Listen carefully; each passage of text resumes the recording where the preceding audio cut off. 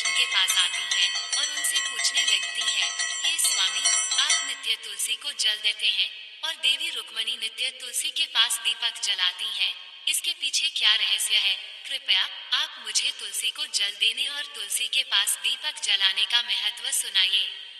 भगवान श्री कृष्ण कहते हैं, हे देवी सत्यभामा, तुमने अत्यंत महत्वपूर्ण प्रश्न किया है। देवी तुलसी लक्ष्मी का ही अवतार है। देवी तुलसी भगवान विष्णु को अत्यंत प्रिय है, इसलिए यह मुझे भी सबसे अधिक प्रिय है। मासों में कार्तिक और वनस्पतियों में मुझे तुलसी प्रिय है। जो भी मनुष्य तुलसी को जल देता है, उस पर मेरी कृपा सदैव बनी रहती है। जो भी मुझे तुलसी पत्र डालकर भोग चढ़ाता है, मैं उसे प्रेम से स्वीकार करता हूँ। तुलसी पत्र के बिना मैं किसी भी प्रकार का भोग स्वीकार नहीं करता हूँ।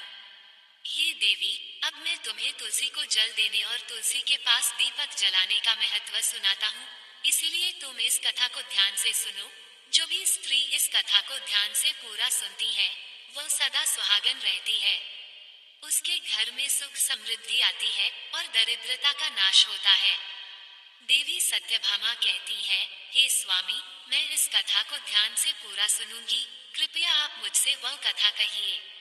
तब भगवान श्री कृष्ण देवी सत्यभामा को वह कथा सुनाने लगते हैं। भगवान श्री कृष्ण कहते हैं, हे देवी, मध्य देश में श्याम शर्मा नाम का एक वैश्य अपनी पत्नी के साथ रहा करता था। वैश्य के पास किसी चीज की कोई कमी नहीं थी।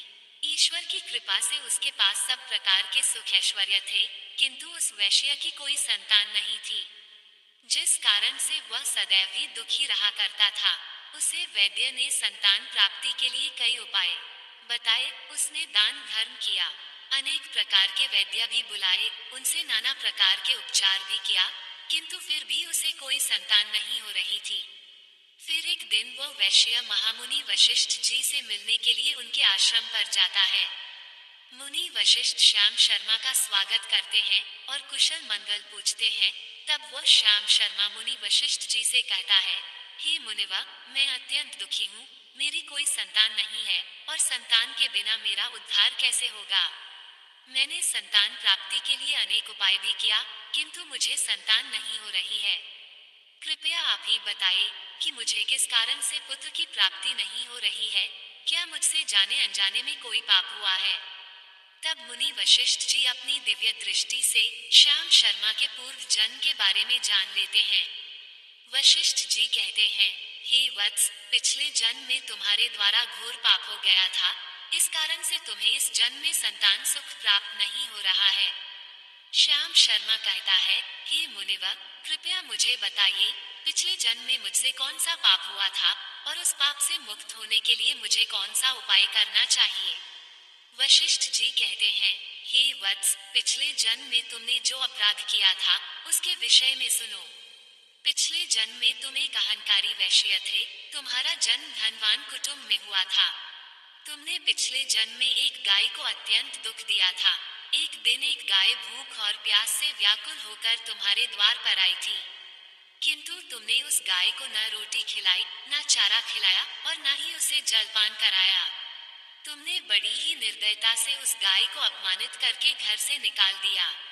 उस गाय ने अभी अभी बछड़े को जन्म दिया हुआ था और भूख से व्याकुल होने के कारण वह गाय वहीं पर मूर्छित होकर गिर पड़ी और उस दिन वह अपने बछड़े को दूध नहीं पिला पाए, इसीलिए इस गाय ने तुम्हें श्राप दे दिया था। इस गाय के श्राप के कारण तुम्हारी ऐसी दुर्दशा हुई है। उस गाय के श्राप के कारण तुम्हें इस जन्म में संतान नहीं हो रही है। वशिष्ठ जी की बात सुनकर उसे श्याम शर्मा को बड़ा दुख हुआ और वह स्वयं को कोसते हुए कहने लगा, हाय, यह मैंने क्या किया। एक बेचारी दुखी गौ माता की सेवा नहीं की, मैंने बहुत बड़ा अपराध किया है और उसी का दंड मुझे भोगना पड़ रहा है। श्याम शर्मा वशिष्ठ जी से कहता है, हे मुनिवा, मुझे बहुत बड़ा अपराध हुआ है, अब मैं इस पाप का प्रायश्चित कैसे करूं? कृपया आप ही मुझे मार्गदर्शन कीजिए। मैंने जो पाप किया है, उससे मुक्ति का कोई तो उपाय अवश्य होगा। मैं अपना सब कुछ देकर उसे पाप का प्रायश्चित करूंगा। कृपया आप ही कोई उपाय बताइए, मुझे संतान प्राप्ति कैसे हो सकती है? क्योंकि शास्त्र कहते हैं, पुत्र के बिना मनुष्य का उद्धार नहीं हो सकता। तब मुनि वशिष्ठ कहते हैं, हे वत्स, इस पाप का एक ही उपाय है। तुम पुत्र प्राप्ति के लिए पुत्रेष्ठ यज्ञ करो। इसी यज्ञ के फल स्वरूप तुम्हें संतान की प्राप्ति होगी। इस यज्ञ को संपन्न करके तुम ब्राह्मण को भोजन कराओ, वस्त्र और गाय का दान करो। तभी तुम्हें इस पाप से मुक्ति मिलेगी। तब श्याम शर्मा वशिष्ठ जी को धन्यवाद देते हुए कहता है, हे मुनिवा, आपका कोटि कोटि धन्यवाद। मैं आपके कहे अनुसार अवश्य ही पुत्रेष्ठ यज्ञ करूंगा और ब्राह्मणों को गायों का दान करूंगा। इतना कहकर वह श्याम शर्मा शीघ्रता से अपने घर पर लौट आता है और अपनी पत्नी को सारी हकीकत सुनता है। फिर वे दोनों ही पुत्रेष्ठ यज्ञ की तैयारी करते हैं। अनेक ऋषि मुनियों को निमंत्रण देकर वह श्याम शर्मा पुत्रेष्ठ यज्ञ संपन्न करता है और उन ऋषि मुनियों तथा ब्राह्मणों को गाय का दान करता है। यज्ञ के संपन्न होने के पश्चात यज्ञ की आग से अग्निदेव प्रकट होते हैं और उस श्याम शर्मा से कहते हैं, हे श्याम शर्मा, आज तुम्हारा यज्ञ सफल हुआ है। तुमने पुत्र प्राप्ति के लिए ये यज्ञ किया था, इसीलिए तुम्हें मेरी कृपा से एक पुत्र की प्राप्ति होगी। किंतु तुम्हारे पुत्र की आयु केवल 18 वर्ष की ही होगी और 18 वर्ष समाप्त हो जाने के पश्चात तुम्हारे पुत्र की मृत्यु हो जाएगी। इतना कहकर अग्निदेव अंतर्ध्यान हो जाते हैं। पुत्रेष्ठ यज्ञ करके और अग्निदेव से पुत्र का वरदान प्राप्त करके वह श्याम शर्मा बहुत प्रसन्न तो हुआ, किंतु उसे बड़ा दुख भी हुआ। श्याम शर्मा ने सोचा, पुत्र न होने से अच्छा है कमायु वाला पुत्र ही ठीक है। फिर वह पहले की तरह अपने कार्य में लगा रहा। कुछ ही दिनों के पश्चात उसकी पत्नी ने गर्भ धारण किया। श्याम शर्मा ने पुत्र के जन्म से पूर्व किए जाने वाले सभी संस्कार किया और फिर उसे एक अत्यंत सुंदर पुत्र की प्राप्ति हुई। वो बालक बड़ा ही तेजस्वी दिखाई पड़ रहा था। श्याम शर्मा ने पुत्र के जन्म के बाद किए जाने वाले भी सभी संस्कार किया और पुत्र को गुरुकुल में शिक्षा प्रदान की। श्याम शर्मा का पुत्र जैसे जैसे बड़ा होने लगा, श्याम शर्मा को बहुत अधिक चिंता सताने लगी। फिर जब उसका पुत्र 16 वर्ष का हुआ तो श्याम शर्मा की पत्नी ने उससे कहा, अब हमें अपने पुत्र का विवाह कर देना चाहिए। हमारा पुत्र अब विवाह के योग्य हो गया है। श्याम शर्मा ने कहा, हे प्रिय, विधि के विधान के अनुसार हमारे पुत्र की आयु केवल 18 वर्ष की ही है। 18 वर्ष के पश्चात हमारे पुत्र की मृत्यु हो जाएगी। इसलिए हमें इसका विवाह करके किसी कन्या के जीवन को बर्बाद नहीं करना चाहिए। वह तो 2 वर्षों बाद विधवा हो जाएगी, फिर उसे जीवन में अनेक कष्ट सहन करने पड़ेंगे। लेकिन श्याम शर्मा की पत्नी नहीं मानी, वह अपने पुत्र का विवाह होता देखना चाहती थी। श्याम शर्मा की पत्नी कहती है, हे नाथ, कुछ भी हो मैं अपने पुत्र को अविवाहित मरते हुए नहीं देख सकती। हमारे पास किस चीज की कमी है? हमारी पुत्र वधू इस संपत्ति को प्राप्त करके सुखी जीवन जी सकती है। इसलिए अब आप संकोच न करें और हमारे पुत्र के लिए सुंदर कन्या की खोज करें। अपनी पत्नी के मन के आगे श्याम शर्मा की एक न चली और फिर वह पुत्र के विवाह के लिए मान गया।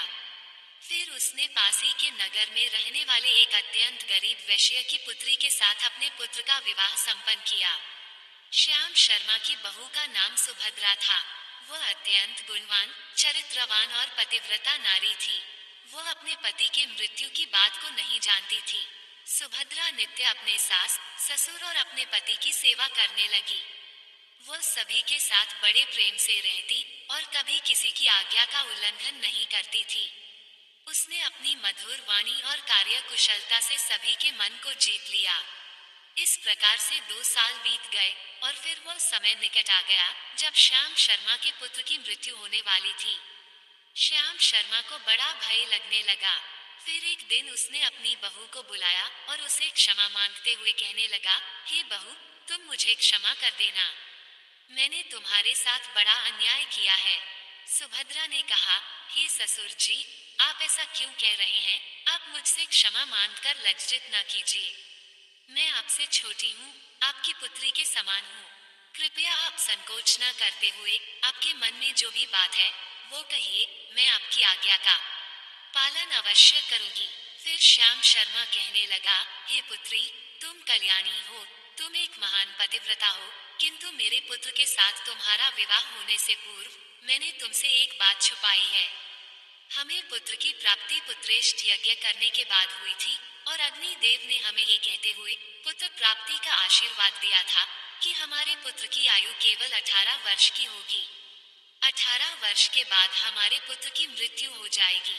अपने ससुर की बात सुनकर सुभद्रा ने कहा, हे ससुर जी, बस इतनी सी बात, आप चिंता न कीजिए। मैं आपको वचन देती हूँ कि आपकी पुत्रवधू मैं कभी विधवा नहीं होंगी। आपके पुत्र के प्राणों की रक्षा मैं करूंगी। आप बस मुझे एक दीपक, जल का घड़ा और एक गाय लाकर दीजिए। मेरे पति के प्राणों की रक्षा इन्हीं से होगी।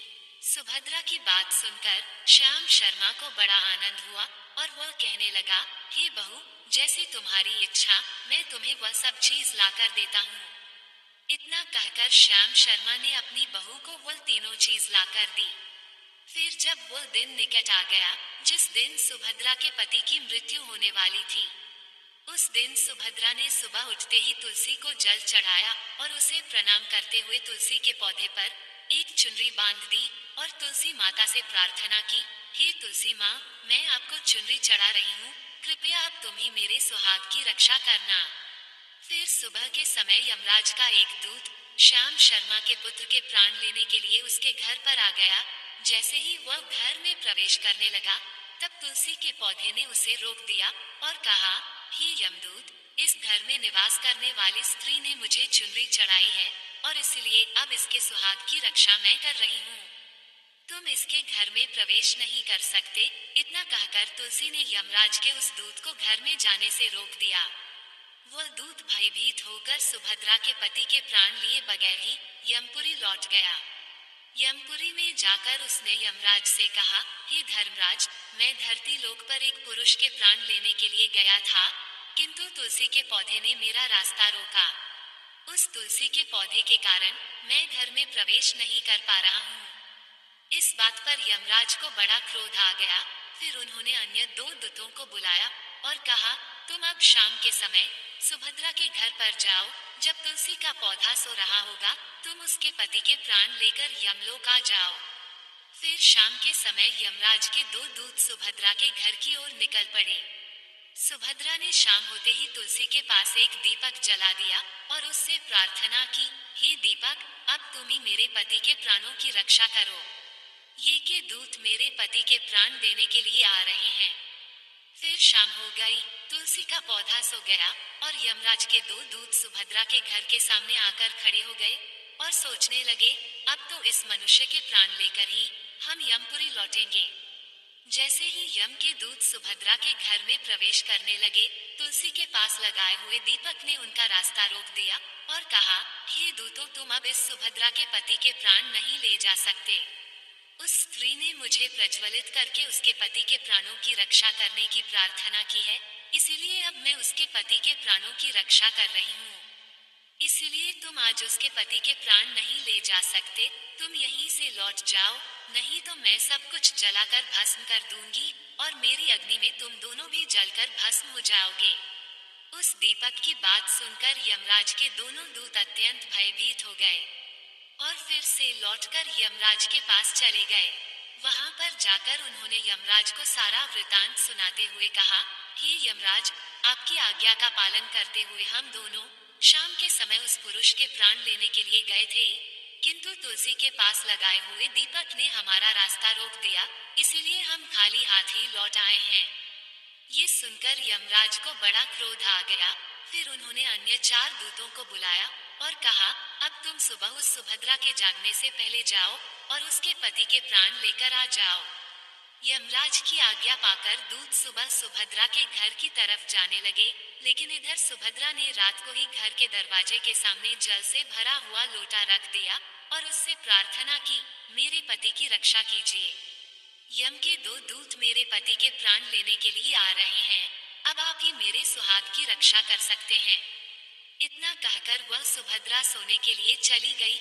इधर यम के दूत सुबह सुभद्रा के जागने से पहले ही उसके घर पर पहुंच गए। जैसे ही वह घर के अंदर प्रवेश करने लगे, तब उस लोटे के अंदर भरे हुए जल ने कहा, तुम रुक जाओ, अब तुम इस घर में प्रवेश नहीं कर सकते। ये घर अब मेरी सुरक्षा में है। मैं सुभद्रा के पति के प्राण तुम्हें लेकर जाने नहीं दूंगा। अगर तुमने इस घर में प्रवेश किया तो मैं नरक की अग्नि को बुझा दूंगा जिसमें सारा नरक लोक डूब जाएगा। ये सुनकर यमराज के बेचारे दूत घबरा गए और एक दूसरे की तरफ देखकर उस स्थान से भाग गए। वे सभी यम के दूत यमराज के पास लौट गए और उनसे कहने लगे, हे धर्मराज, आपकी आज्ञा का पालन करने के लिए हम चारों सुबह सुभद्रा के जागने से पहले ही उसके पति के प्राण लेने के लिए पहुंच गए थे, किंतु सुभद्रा के घर के बाहर रखे हुए जल के लोटे ने हमारा मार्ग रोक लिया और इसी कारण से हम उसके घर में प्रवेश नहीं कर सके। अब यमराज को बहुत ही अधिक क्रोध आ गया।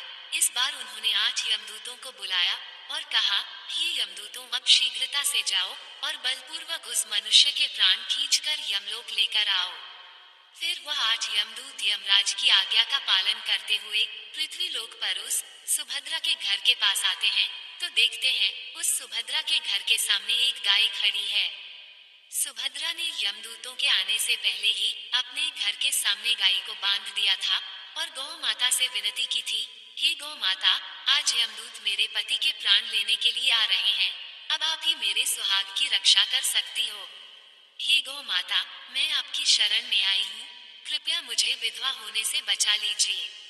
उस गाय ने कहा, हे पुत्री, तुम चिंता मत करो, तुम्हारे पति के प्राणों की रक्षा मैं स्वयं करूंगी।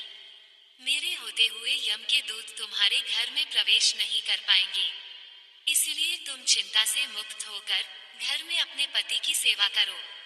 फिर जैसे ही वे यमदूत घर के अंदर प्रवेश करने के लिए आगे बढ़ते हैं, तब वो गाय उन्हें रोक देती है और कहती है, इस घर में तुम लोग प्रवेश नहीं कर सकते, इस घर की रक्षा मैं कर रही हूँ।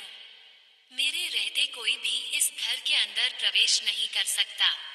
यदि तुमने घर के अंदर प्रवेश करने का प्रयत्न किया, तो मैं तुम सभी को श्राप दे दूंगी। अगर तुम्हें इस घर के अंदर प्रवेश करना है, तो तुम्हें पहले मेरे प्राण लेने पड़ेंगे और तुम सभी को गौहत्या का पाप लगेगा, जिसका कोई प्रायश्चित नहीं है। वहां पर उपस्थित सभी यमदूत गाय के द्वारा श्राप देने की बात सुनकर भयभीत हो गए। वे जानते थे कि गाय के द्वारा दिए गए श्राप से कोई मुक्त नहीं कर सकता और गौ हत्या तो संसार का सबसे जघन्य अपराध और महापाप है, जिसका कोई प्रायश्चित भी नहीं है।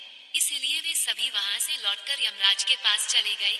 यमपुरी जाकर उन यमदूतों ने यमराज को सारा वृतांत सुनाते हुए कहा, हे धर्मराज, उस सुभद्रा के पति के प्राणों की रक्षा एक गाय कर रही है। उस गाय ने हमें श्राप देने की बात कही, इसीलिए हम सभी भयभीत होकर वापस लौट आए हैं। हम में गाय का सामना करने की शक्ति नहीं है। उन यमदूतों की बात सुनकर यमराज आग बबूला हो गए और स्वयं भैंस पर सवार होकर पृथ्वी लोक की ओर निकल पड़े। यमराज अपने भैंस पर सवार होकर उस सुभद्रा के घर के पास चले आते हैं। यमराज को अपने घर के सामने खड़ा हुआ देखकर सुभद्रा भयभीत हो जाती है और जल्दी से आकर यमराज के चरण स्पर्श करके उन्हें नमस्कार करती है और उनकी स्तुति करने लगती है। हे यमराज, आप तो तीनों लोगों के प्राणियों पर कृपा करने वाले महान देवता है। इस संसार के समस्त प्राणियों के पाप और पुण्य का लेखा जोखा आप अपने पास रखते हैं। हे न्याय के देवता धर्मराज, मैं सत्य धर्म का पालन करने वाली पतिव्रता स्त्री हूँ। मैं आपको बारंबार नमस्कार करती हूँ, कृपया मुझे आशीर्वाद दीजिए। सुभद्रा के द्वारा की गई स्तुति से यमराज अत्यंत प्रसन्न होते हैं और उसे अनजाने में ही सदा सुहागन रहो ऐसा कहकर आशीर्वाद देते हैं। फिर जब यमराज सुभद्रा के पति के प्राण ले जाने के लिए आगे बढ़ते हैं, तो सुभद्रा कहती है, हे धर्मराज, आपने अभी मुझे सदा सुहागन रहने का आशीर्वाद दिया है और अब आप मेरे पति के प्राण लेने जा रहे हैं, इससे तो आपका आशीर्वाद झूठा साबित हो जाएगा। ये सुनकर धर्मराज रुक जाते हैं और सुभद्रा की ओर देखकर मुस्कुराने लगते हैं। सुभद्रा के निर्मल हृदय और अपने पति के प्रति समर्पण भाव को देखकर यमराज अत्यंत प्रसन्न होते हैं। सुभद्रा की ओर देखकर यमराज कहते हैं, हे पुत्री, आज तुमने साक्षात मृत्यु को ही पराजित किया है। मैं तुम्हारे पतिव्रत धर्म से अत्यंत प्रसन्न हूँ। अब मैं तुम्हारे पति के प्राण छोड़ देता हूँ। तुम्हारी जो भी मनोकामना है वो मुझसे मांग लो।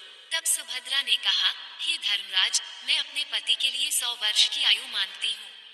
मेरे लिए मेरे पति ही परमेश्वर है। मैं अपने पति को छोड़कर जीवित नहीं रह सकती, इसीलिए आप मुझे यही वरदान दीजिए।